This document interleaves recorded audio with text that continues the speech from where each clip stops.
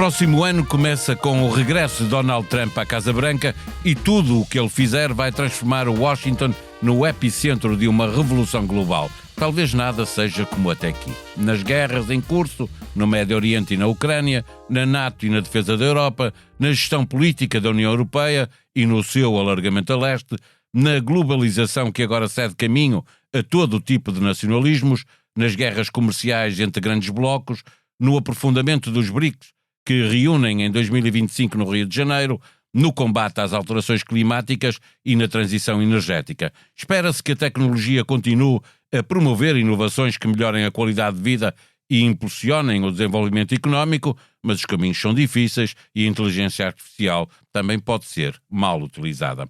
Atingimos um quarto do século XXI com um mundo carregado de interrogações. Está com o Bloco Central, onde Pedro Marcos Lopes e Pedro Cisa Vieira são os comentadores residentes e eu, Paulo Baldaia, faço a moderação da conversa. A sonoplastia é do Gustavo Carvalho. Subscrever o Expresso é ter acesso à melhor informação, a uma vasta oferta de conteúdos exclusivos e à opinião de referência. Subscrever o Expresso é tornar-se membro do nosso clube, poder ser voz ativa de uma comunidade informada e beneficiar de vantagens exclusivas. Subscreva o Expresso em expresso.pt/digital. Expresso. Liberdade para pensar. Viva Pedro, começo desta vez pelo Pedro Cisa Vieira. Nós tínhamos acabado o episódio anterior a olhar para as guerras, que foram um acontecimento internacional de 2024, estarão em 2025. Com que expectativas encaras a possibilidade de alguma coisa melhorar? Com esperança. Que, apesar de tudo, é um sentimento forte, é aquilo que faz mover a humanidade e não deixa de ser uma das virtudes cristãs. E, portanto, eu encaro com esperança, mas com preocupação. Ou seja, é bem possível que haja desenvolvimentos na Ucrânia nos primeiros meses do ano. Que não sei se eles vão ser bem sucedidos.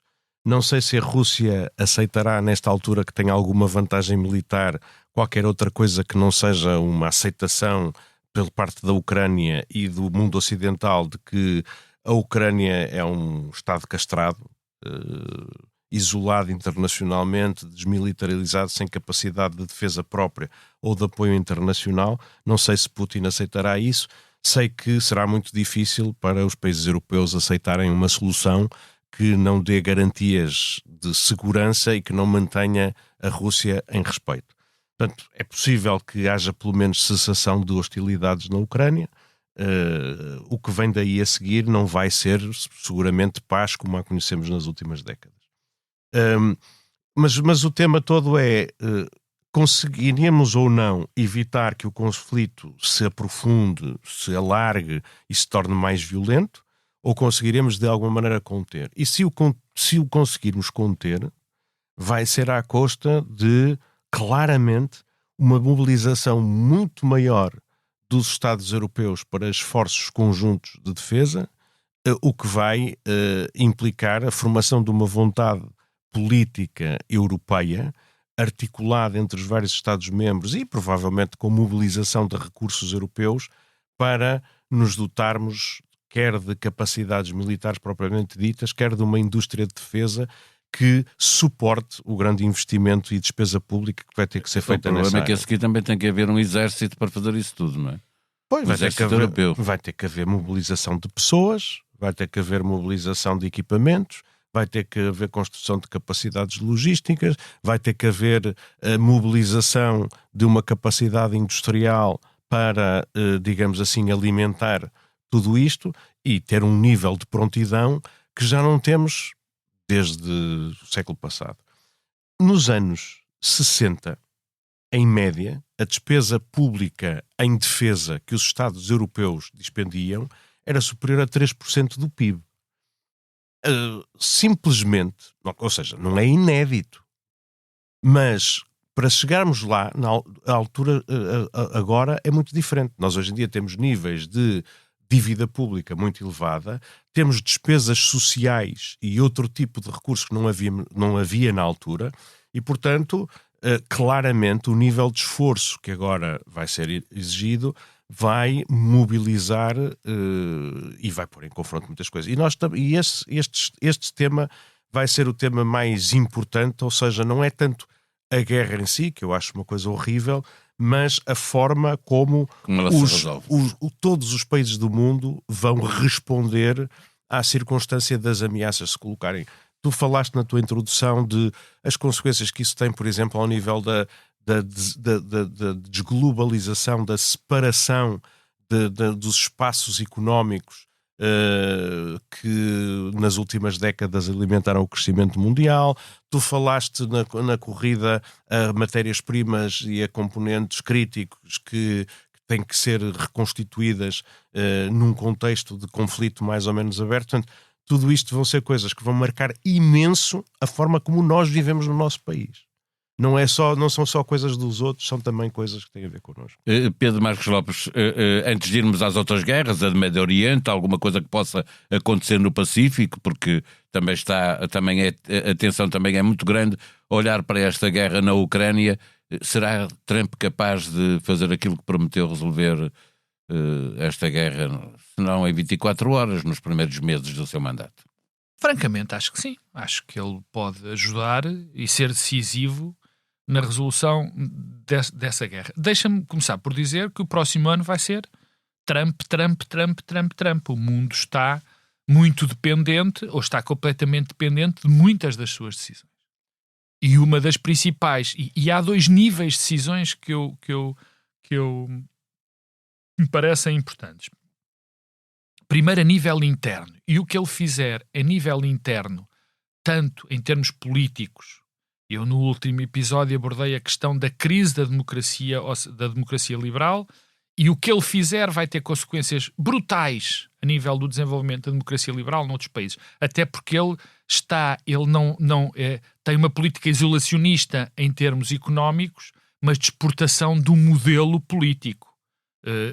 E já se viu quem são os aliados. Ele gosta muito do Orban, gosta muito do Milei, gosta muito de um conjunto de pessoas e portanto, há uma exportação ideológica, se pode dizer desta forma, que é clara.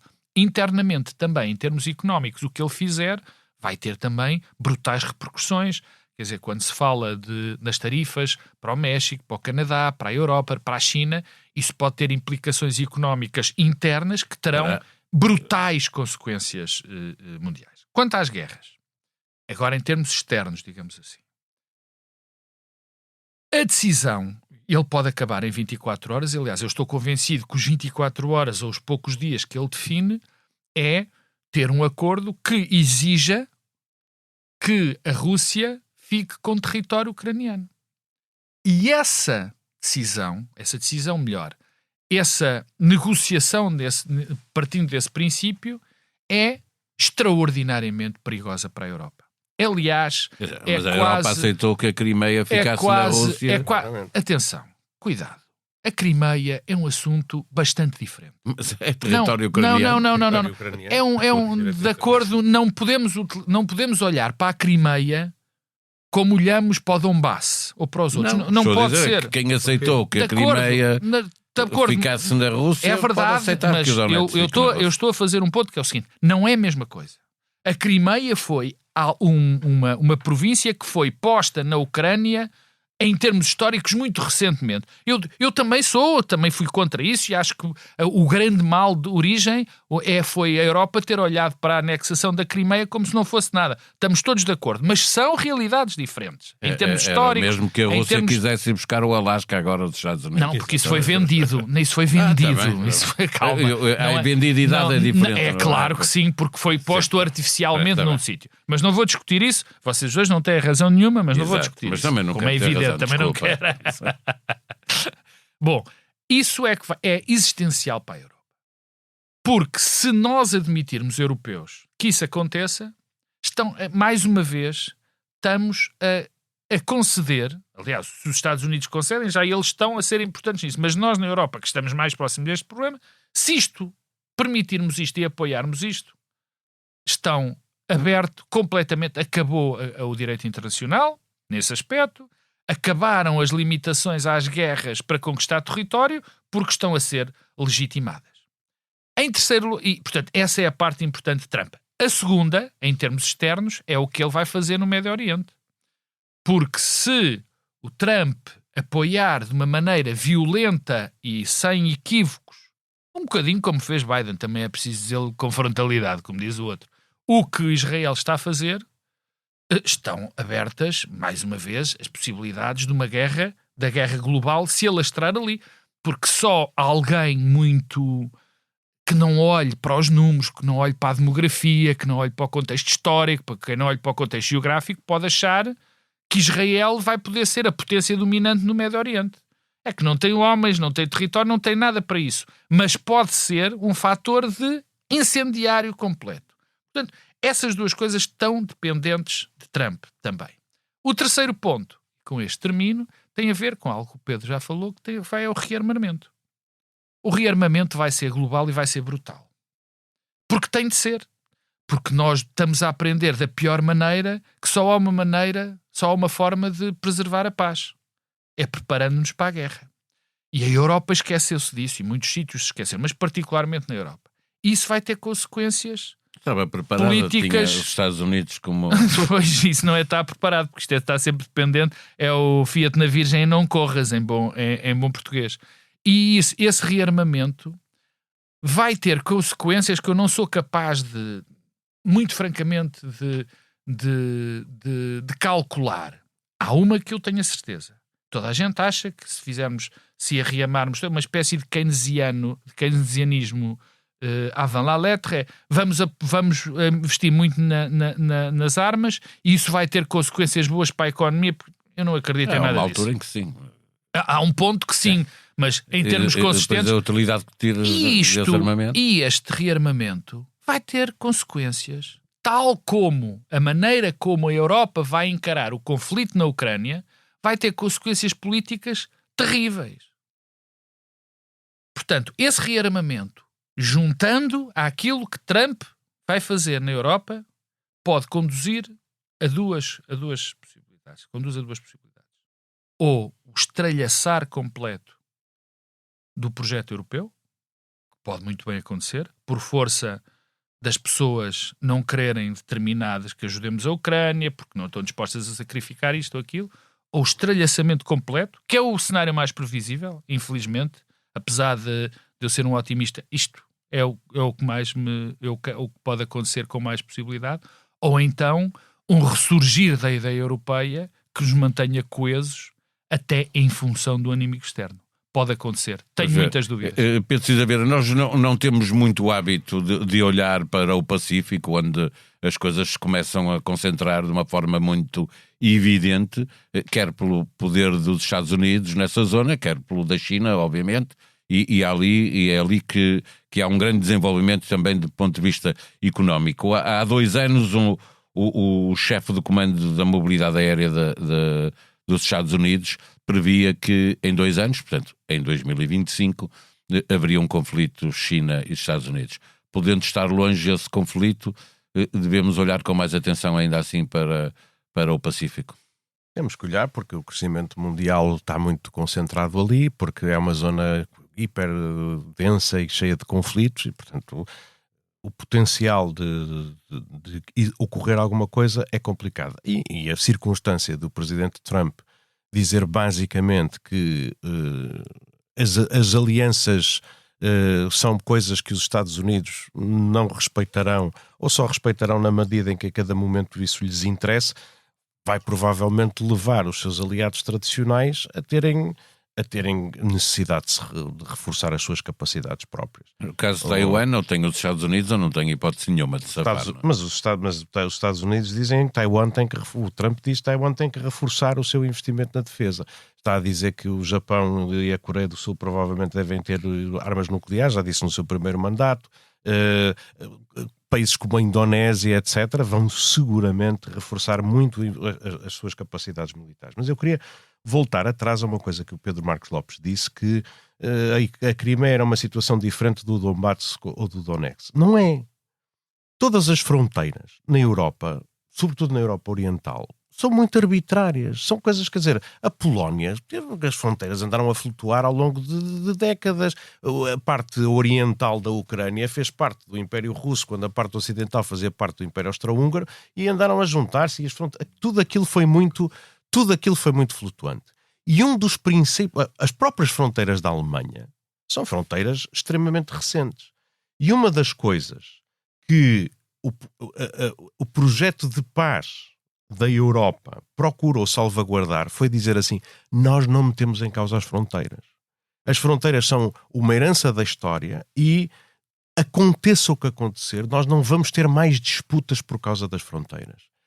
Se calhar há territórios tradicionais, quer dizer, quando começas a fazer essas contas, começas a pensar que há alemães que vivem na República Checa, que os países bálticos têm 1/3 ou mais de população que são russos, que a mesma coisa acontece, quer dizer, todos estes demónios do passado estavam um bocado atirados para trás das costas. E a União Europeia também está especialmente destituída de capacidade para responder a esta nova situação em que se põe em causa fronteiras, em que se faz a guerra abertamente, porque a União Europeia foi um projeto de paz. Foi mesmo feito para dizer assim: os países europeus nunca mais entram em guerra entre si. A maneira que a Europa tinha de influenciar os acontecimentos era oferecer a outros países a adesão àquele espaço de paz e de prosperidade e de democracia. E, portanto, a Europa não foi pensada para ter uma componente de defesa. A ideia da União Europeia de Defesa, que estava nas origens, morreu imediatamente. E, portanto, a capacidade defensiva da Europa estava pendurada nos Estados Unidos e na NATO. Portanto, é normal que a Europa agora se veja especialmente frágil e quase perplexa perante um mundo que volta a convocar a necessidade de pensar em capacidades e competências que recordam o pior da história da Europa. Portanto, eu acho que isso é um tema que nós não podemos deixar de pensar que vamos ter que nos confrontar com eles, mas que agora a pergunta tem que ser: isto vai desfazer a Europa e tornar o potencial de conflito intra-europeu novamente grande, ou vamos pensar que este espaço de paz que construímos, nós vamos juntos, em cima disso, acrescentar uma camada de defesa externa? É o tema que eu acho que é importante. De uma maneira geral, quer dizer, o mundo das próximas décadas, o que se anuncia é um mundo muito mais perigoso, onde a potencialidade de conflito vai ser maior e, perante as circunstâncias atuais, a possibilidade, o potencial de um conflito localizado se alargar ao resto do mundo é muito grande. Pedro Marcos Lopes, a ideia de que a França está com um problema político para resolver e a extrema-direita em crescimento e pode não só ganhar eleições antecipadas se elas acontecerem, como pode ganhar as presidenciais, a extrema-direita, olhando também para a Alemanha, onde acaba de cair um governo e a extrema-direita é essa bastante mais perigosa, porque é neonazi, embora a Constituição diga que é proibido, também está com muita força. Esta ideia de que a extrema-direita cresce na Europa vai complicar muito encontrar uma solução para isto tudo. Nós temos uma tendência. Eu acho que nós vivemos a maior crise que nós vivemos na Europa e provavelmente no mundo é a crise da memória. Porque a crise da memória, a memória serve-nos para nós, entre outras coisas, nos lembrarmos do que aconteceu, os movimentos sociais e políticos que aconteceram noutras alturas e tentar fazer um bocadinho de previsão com base nisso. Como agora andamos todos convencidos que, pelo facto de termos telemóveis e computadores e redes e não sei o que, não sei o que mais, a história já não conta, esquecemos-nos de muitos pontos. Isto não é recente. Movimentos de extrema-direita, ou pelo menos os movimentos extremados que conduziram a situações de guerras, ou pelo menos de graves distorções na Europa, não são recentes. Quer dizer, o princípio do século XX mostrou-nos também isso. Aliás, nós vemos, de vez em quando falamos de livros, basta ler o Mundo de Ontem, do Stefan Zweig, para nos lembrar um pouco dessa realidade, quando a Europa vivia numa época quase de euforia, quase não de euforia, e o que resultou depois nisso, no fundo resultou numa guerra civil, uma guerra mundial, propulsada por movimentos de extrema-direita, nomeadamente os italianos e, sobretudo, os alemães, mas que tinha raízes pela Europa toda. Os movimentos de extrema-direita têm sido capazes de fazer algo, de mudar a sua estratégia. Por exemplo, em relação ao projeto europeu, a primeira vaga, protagonizada pelos inventores dos movimentos de extrema-direita na Europa, foram os franceses, e não foi com Le Pen, foi com Marat, no fim do século XIX. Aliás, a França é a pátria da extrema-direita. O Le Pen e mesmo Marine Le Pen, numa primeira fase, queriam destruir a Europa. A União Europeia não fazia sentido. Isso mudou. Querem a União Europeia para fomentar as suas próprias ideias. Transformar a União Europeia numa espécie de um bastião desses valores de extrema-direita. Mas são nacionalistas, portanto acabará sempre por ser destruir a União Europeia como ela existe. Será nacionalista na altura, será nacionalista até lhes convir, porque também já lutaram para destruir, como eu dizia há bocadinho, a Europa. Nós estamos a viver um período muito terrível, que é estamos a perceber de algo verdadeiramente chocante que nós, no fundo, não queremos admitir. É que as pessoas só gostam da democracia enquanto a democracia lhes puser a paz, lhes der pão, lhes der habitação, como a música do Sérgio, de segurança. Portanto, só estão a gostar dela nesse momento. E como estão a sentir, de forma errada, até vendido por percepções erradas, que isso lhes está a fugir, não querem, acham que é culpado, no fundo, porque é preciso arranjar, os culpados é preciso arranjar sempre uma entidade etérea, não é? Já foram os judeus, já foram outras coisas, agora é o sistema e a própria democracia que está em causa. E os imigrantes, muito por todo lado. É na América, é na Europa. Os imigrantes também já foram utilizados noutra altura como... É verdade, como bodes expiatórios. Como bodes expiatórios. Também nada disto é recente. Os imigrantes, as minorias étnicas. Sempre, claro, sempre também foram utilizados. E, portanto, este deslaçamento das populações europeias, que nós não estávamos... Lá está, aquelas coisas que nós tínhamos dado por adquiridas, este deslaçamento está a contribuir de uma maneira clara para o fim da democracia. Eu lamento ser tão pessimista, está a contribuir dessa maneira clara, e por acaso era interessante que há um grande filósofo que entrou no nosso imaginário, que é o Benjamin Constant, que defendia, que dividia a liberdade dos antigos e dos modernos. No fundo era um bocadinho consequência uma da outra. A liberdade dos antigos era a liberdade de poder decidir o futuro da comunidade, votar, no fundo, para o futuro da comunidade, e a liberdade dos modernos era a liberdade de se viver com uma liberdade fora do Estado, fora dessa cada um por si. Não é cada um por si.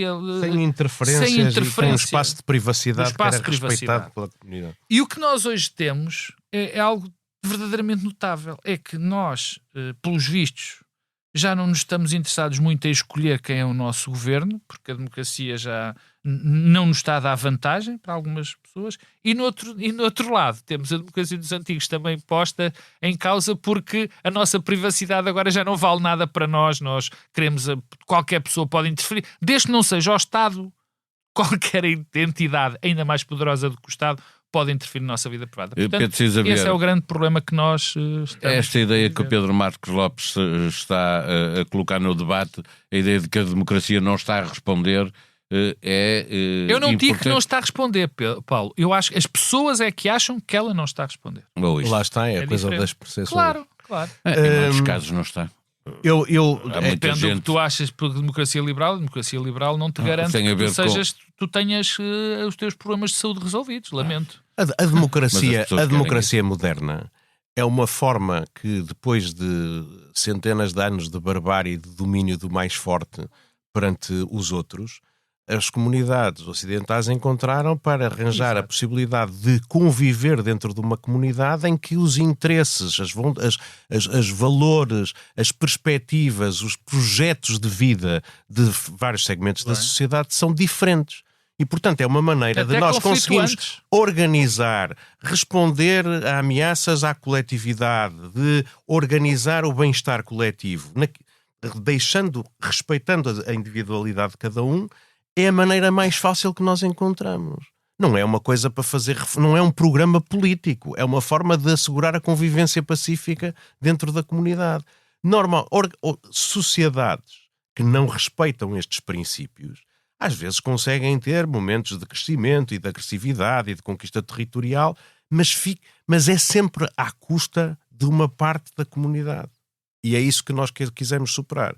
E isto é preciso não nos esquecermos constantemente disto. Porque é que chegamos aqui a este sistema que, como dizia o outro, é o menos mau dos sistemas maus. Que se conhecem. Pronto. Portanto, mas a verdade, deixa-me introduzir se a democracia não tem justiça também ela, obviamente se as pessoas acham que a sociedade é injusta, põe em causa. Nós sabemos precisamente que numa democracia o voto de um é o voto de todos. E por isso é que ultrapassamos aquele modelo de democracia do século XIX, em que basicamente ela se reconduzia à organização do sistema político e à escolha de um voto, para termos agora uma democracia social em que basicamente se reconhece que é preciso trabalhar para construir bem-estar para a comunidade, para combater desigualdades, para assegurar inclusão e igualdade de oportunidades a todos. Uma democracia que falha nestes aspectos acaba por, obviamente, depois levar a que aqueles que votam e contribuem para a comunidade se sintam mal.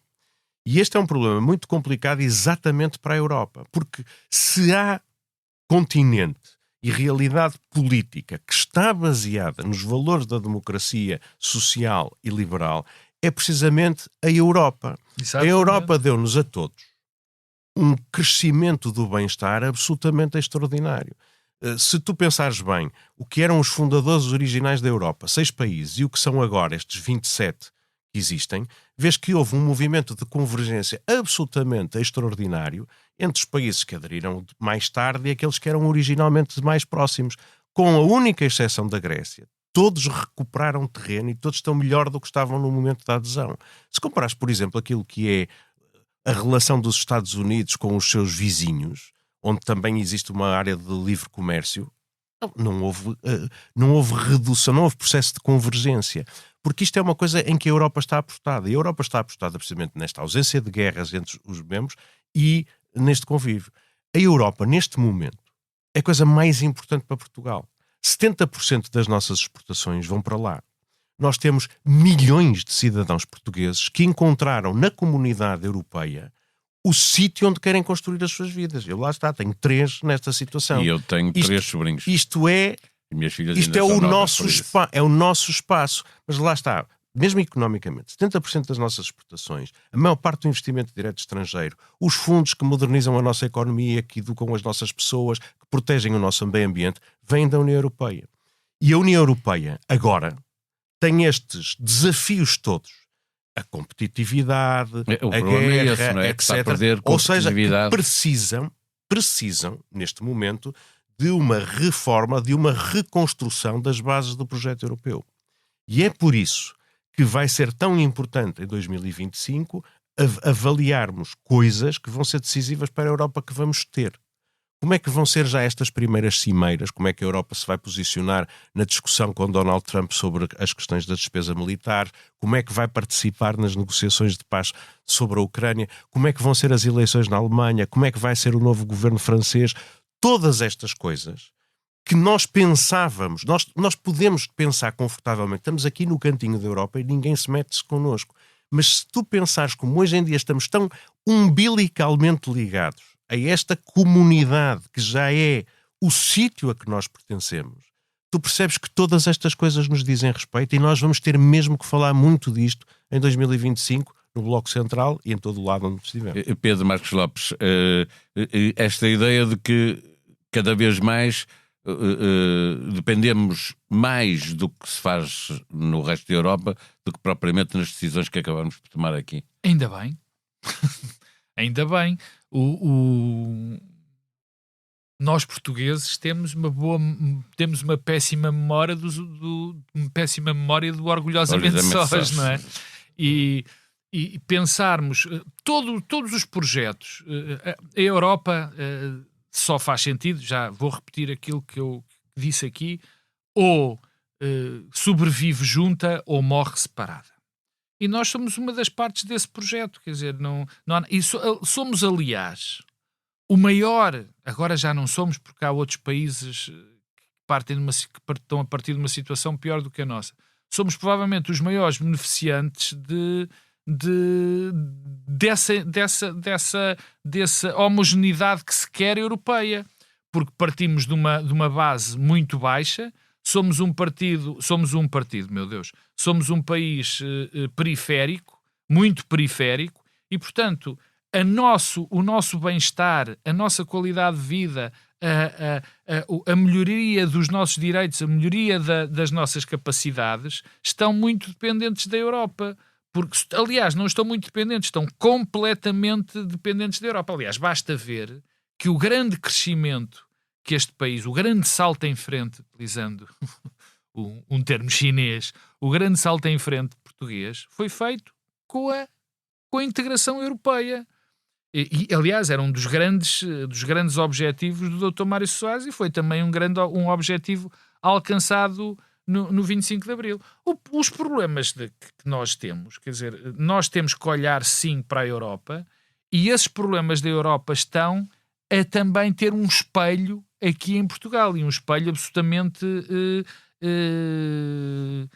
é mesmo o reflexo daquilo que se está a passar. O problema é que não vejo, de facto, neste momento, grande caminho para a Europa, particularmente porque aquilo que vai ser tirado aos europeus em termos de bem-estar vai fazer com que mais os europeus se revoltem contra o projeto europeu. E isso está claramente em marcha. Tu repara que o que se passa na França eu acho que é o paradigma do que está a acontecer na Europa. O absoluto paradigma. Porque os franceses recusam-se a baixar o seu padrão de vida. Em termos muito simples é isto. Recusam-se a baixar e preferem uma solução que vai implodir e que vai nascer outra República Francesa a baixar esse padrão de vida. Portanto, vão escolher ter menos direitos, menos democracia, a consequência disso ainda será menos direitos sociais. Vão escolher isso, inevitavelmente. Isso vai arrastar também a Europa para a mesma situação. Repara, quando a França os franceses dizem que não aceitam baixar o déficit de 6% para 5% e que até vai ser 7% e que isso vai ter consequências, pronto, estamos tramados. Pedro Cisa Vieira. O tema todo eu acho que o esforço que a Europa tem que fazer tem que manter a ideia de Europa, e aquilo que a ideia da Europa está feita é no bem-estar partilhado e a prosperidade partilhada. Isso implica que, se vamos fazer esforço de aumento de armamento, temos que pensar que isso não vai ser feito à custa do Estado Social. Se fizer, não começa. E os franceses, aquilo que dizem, não é que querem proteger o seu Estado Social, também os portugueses dizem. Ninguém diz o contrário. A grande parte do déficit que a França tem criado é um conjunto de decisões tomadas nos últimos anos, de redução de impostos muito significativa, de gastos para apoiar despesas extraordinárias durante a coisa, que depois se converteram em coisas permanentes. Portanto, quer dizer, tem que se fazer essa decisão e não se pode deitar fora, porque senão não acontece. Nós também não vamos fazer uma economia mais competitiva na Europa construindo uma espécie de modelo social americano. Nós não queremos isso. Nenhum europeu está disponível para dizer assim: pronto, nós vamos pagar a guerra, portanto não deixamos de ter saúde para todos. Pronto, nós vamos pagar o esforço de guerra, mas vamos deixar de ter segurança social e férias. E vamos... à frente, mas não vai acontecer. Portanto, ou nós construímos um modelo próprio, que tem sido, no passado, estas últimas décadas, a Europa tem sido um sucesso. com um modelo absolutamente inédito. E nós ou construímos um modelo próprio, ou então vai ser a lenta agonia de que fala o Mário Draghi. Pedro Marcos Lopes, estivemos a olhar para o mundo e para a Europa, e isso significa que estivemos a olhar também para Portugal, mas focando o nosso olhar sobre o país, o que é que estás à espera que marque o próximo ano? Há 2 ou 3 coisas que me parecem relevantes. A primeira, em termos políticos, é o que vai acontecer com os arranjos na Assembleia da República. Como nós sabemos, só é possível governar tendo um apoio na Assembleia da República, ou pelo menos nos dossiês mais importantes, e isso vai mais uma vez mostrar que a governação é muito difícil sem haver um acordo, um entendimento de governo na Assembleia da República, coisa que não há, e nós vamos sofrer por isso. Também é bom lembrar que os governos neste país, já caíram muitos governos, só houve um que caiu por não haver orçamento, por ter sido chumbado um orçamento. Também só houve um orçamento chumbado. Sim, também todos os outros caíram, todos os outros governos caíram por outras e por outras coisas. Em segundo, e portanto, digamos que não é uma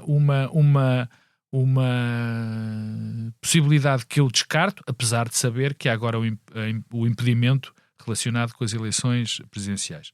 O segundo tem a ver com o enquadramento económico que vamos viver. Nós decidimos, o governo, os nossos representantes decidiram que nós estamos, enfim, aproveitando a situação muito simpática economicamente que temos. Eu acho, na minha opinião, que se entrou numa espiral de custo, de aumento de despesa e diminuição da receita bastante perigosa. Vamos ver o que é que a execução orçamental nos vai dar e se as célebres cativações não vão voltar em força. Pedro Cisa Vieira, a mesma pergunta, o mesmo pedido para olhar pois para o país. Queria falar das autárquicas, das presidenciais. Claro, já lá vamos. Quer dizer, acho que olhar só para o panorama político, e obviamente as coisas mais importantes que se vão passar é as eleições autárquicas, ou seja, como é que os partidos se vão preparar para disputar as eleições autárquicas. São eleições muito importantes, são eleições designadamente muito importantes, sobretudo para o Partido Socialista, porque é a maneira de assegurar que mantenha alguma relevância no sistema político português e, sendo o partido que tem o maior número de câmaras, tem cerca de mais 50 câmaras do que o PSD,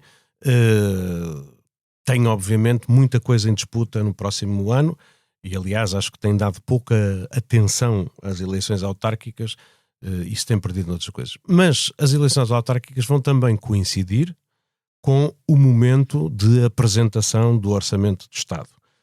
Não sei se vai transformar a discussão do Orçamento de Estado, das propostas de Orçamento de Estado que deve ser apresentada mais ou menos na mesma altura em que vão ser disputadas as eleições autárquicas, como um momento de... Poderemos ter autárquicas 15 dias antes no final de setembro. No final de setembro, ou coisa assim, portanto... Vai também acontecer isso, e isso vai ser muito determinante também para moldar, digamos assim, aquilo que vai ser a forma como o sistema político vai ser capaz de lidar com os desafios externos que Portugal vai enfrentar. E, portanto, se tivermos no próximo ano decisões ao nível europeu, no sentido de aumentar o esforço de investimento na defesa, isso vai seguramente condicionar digamos assim, o programa orçamental que vai ter que ser apresentado. Todas essas discussões vão acontecer.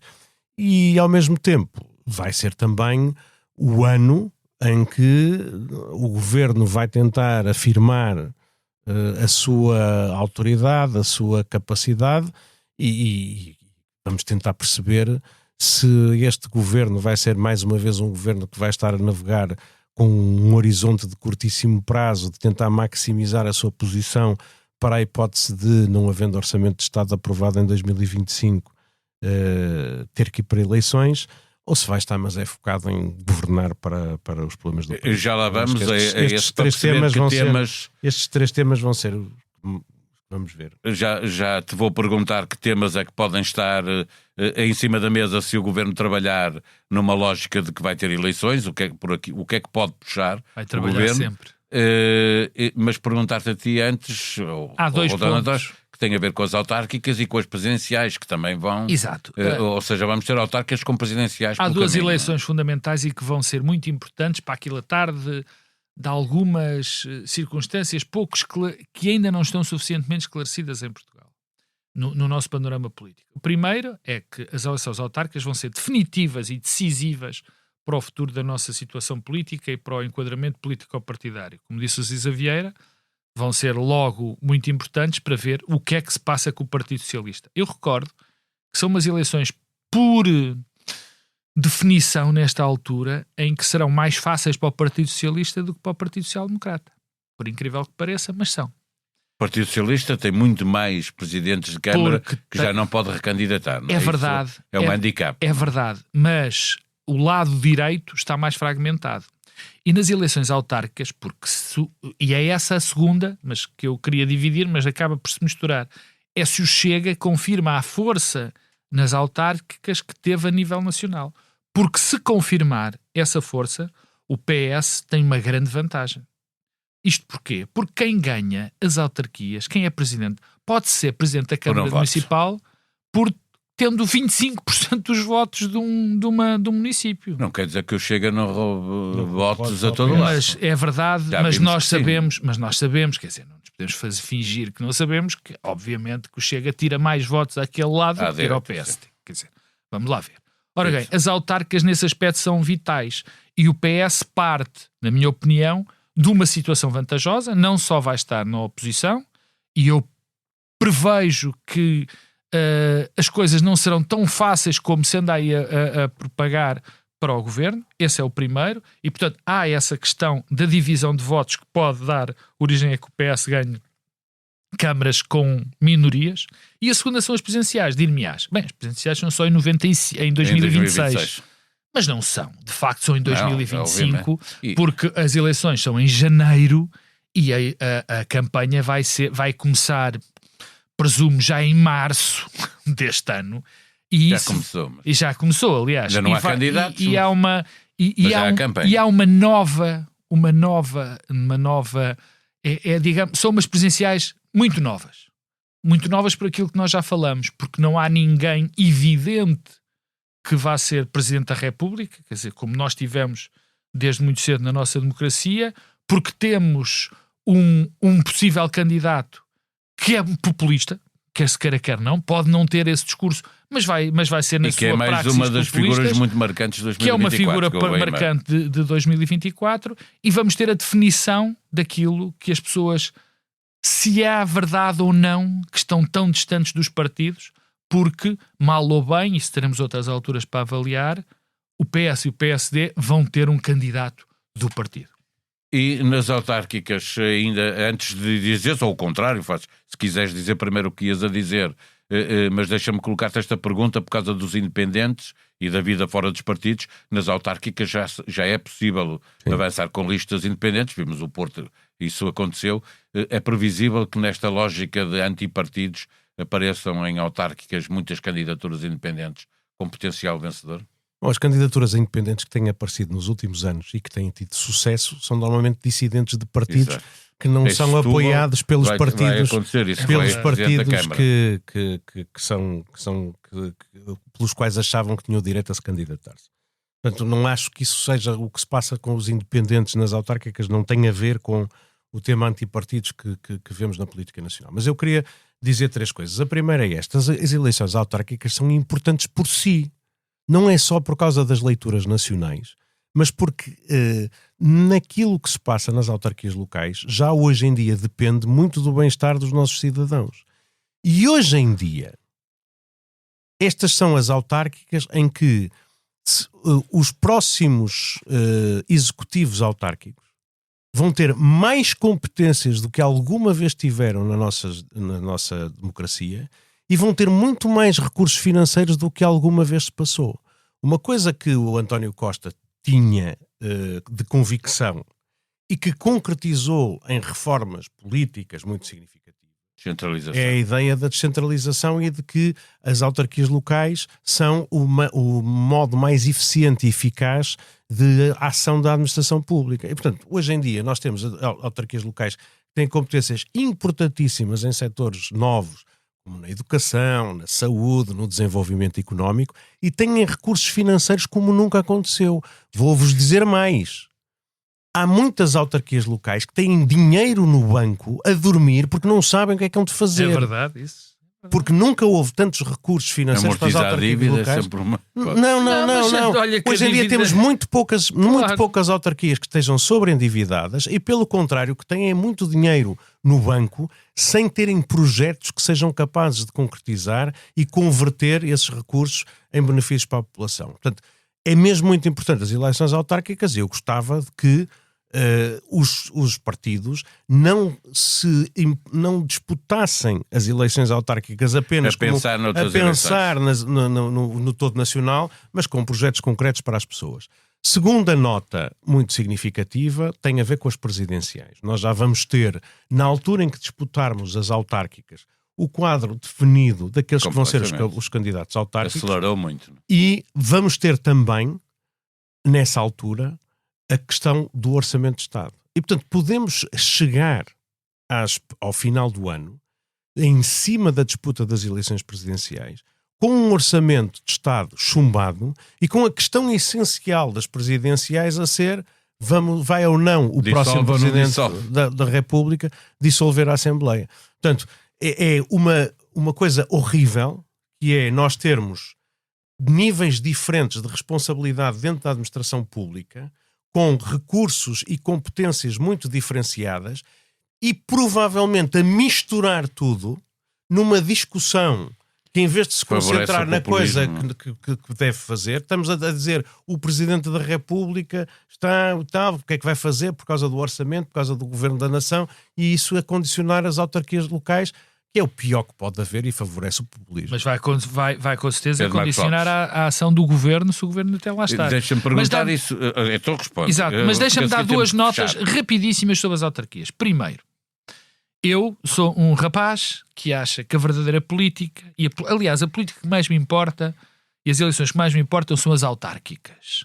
Porque, tal como o Cisa Vieira, é aí que se decidem, e como ele disse, é aí que se decidem sobretudo as questões da população. E onde é que vai ser candidato? Ainda não. Mas vou-te dizer uma coisa que em 20 e tal anos de comentário nunca disse. Se havia cargo político que eu gostava, o único cargo político que eu gostava de exercer era um cargo autárquico. Não, era um cargo autárquico. Era esse o que eu gostava de exercer. Tenho muita pena disso nunca ir acontecer na minha vida, porque era o que eu gostava. Mas é por ser política autárquica é que me importa. Ser eleito primeiro. Pois, a questão é essa. Mas podes lançar uma vaga de fundo, Pedro Cisa Vieira, em meu benefício. Segundo, é verdade que os partidos devem olhar para as autarquias per si e nós não termos a leitura nacional desses resultados. Mas há uma coisa que é importante dizer e que se fala muito pouco. Há autarquias neste país que são os sustentos das máquinas partidárias. Que é algo que se fala muitíssimo pouco por uma razão. Porque são interesses semi-obscuros. Se nós olharmos para as câmaras que têm mais peso e que mais ricas estão neste país, e basicamente são as 5, 6 primeiras, não é? Nós notamos que as máquinas dos partidos, que essas autarquias chegam a sustentar as máquinas dos partidos em regiões muito amplas. Através de empregos, através de assessores, através de apoios a outras campanhas. E quando se fala de cumplicidades complicadas, é aí que se devem procurar. Eu não estou a falar de corrupção, longe disso. E não estou a falar de coisas propriamente ilegítimas. Eu sei é que máquinas dos partidos e máquinas importantes dos partidos são sustentadas por autarquias. Eu tenho que interromper o Pedro Marcos Lopes para dizer assim, eu não concordo nada com essa ideia. Sobretudo não concordo com esta ideia de que para tu governares uma cidade, para governares um município mais pequeno, para governares um país, tu precisas de uma estrutura de apoio à tomada de decisão política e à execução da decisão política. Menos que também na oposição. Também na oposição. E, portanto, ter pessoas que trabalham junto dos órgãos autárquicos, não é amiguismo, não é nada de que se Não, eu não disse amiguismo. Não é interesses obscuros, não é nada, faz parte do funcionamento da democracia. Não faz. Quando tu tens câmaras que têm demasiadas empresas municipais, ou têm empresas municipais... Já não tens isso? Não que não tens. Não tens, quantas acabaram, queres? as empresas municipais acabaram. Mas são estruturas paralelas. Acabaram. Durante o tempo da Troika saiu uma lei que fecharam imensas empresas municipais. Mas tens organizações de apoio, podes chamar outro nome, não são empresas municipais de facto, que de facto são suporte essencial das estruturas partidárias. Temos muito debate para fazer em 2025, à volta das autárquicas, à volta do governo, à volta também das presidenciais. Fechamos este episódio sempre a olhar para 2025. O que pedimos desta vez aos comentadores residentes é que sugiram um espetáculo que não se deve perder no próximo ano. Pode ser teatro, concertos, festivais, o que quiserem. O que não se pode perder, Pedro Cisa Vieira? Bem, tu fizeste a sugestão de falarmos de espetáculos e de coisas assim, e portanto o que eu posso dizer é, dos espetáculos que estão programados para este país no próximo ano, há duas coisas que eu acho que quero ir ver. Um tem a ver com o concerto da Mitsuko Ushida, uma pianista extraordinária, que vai fazer um concerto na Gulbenkian em 18 de maio, para o qual já tenho bilhetes, e o outro é o espetáculo que a Beth Gibbons, que fez agora um disco maravilhoso, que saiu muito recentemente, que volta a Portugal em 16 de julho. Diz com quem ela era vocalista, que é para não se de Portishead. Pronto. Música para ouvir por parte de Pedro Cisa Vieira, Pedro Marcos Lopes. Eu já tenho bilhetes para dois, que é para esta Beth Gibbons e para os Franz Ferdinand, mas o que eu tenho para aconselhar é outra coisa. O Teatro Ana Maria II, em Lisboa, está em obras que eram bem necessárias há mais de um ano, e portanto teve de fechar e tem de fazer uma turnê. E o Pedro Penin, diretor do Teatro Nacional da Ana Maria II, aqui há uns dias anunciou que iam existir vários espetáculos do Dona Maria II pelo país, como aliás tem sido feito, e disse que iam ser 30 locais. Portanto, é uma excelente ocasião pelo país inteiro, e nós, se Deus quiser, falamos para o país inteiro, em 30 locais, o excelente Algum há de ser próximo de quem nos está o Teatro Dona Maria II, com a excelente diretoria do Pedro Penin, vai estar por aí. E também em Lisboa e no Porto. Voltaremos em 2025 com o desejo de encontrar o mundo em melhor estado, mesmo que as previsões sejam de mau tempo. Tenham todos um ano feliz. Obrigado, Pedro, pela companhia durante todo o ano de 2024. Obrigado, Paulo. Em fevereiro, o Bloco Central, que começou muito lá atrás, na TSF, fará um ano de vida no Expresso. Cá estaremos. Fiquem bem. Bom ano. Bom ano.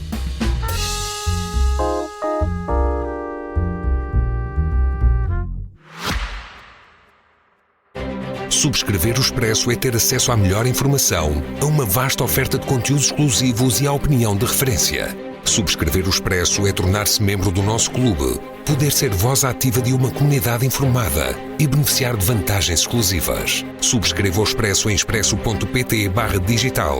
Expresso. Liberdade para pensar.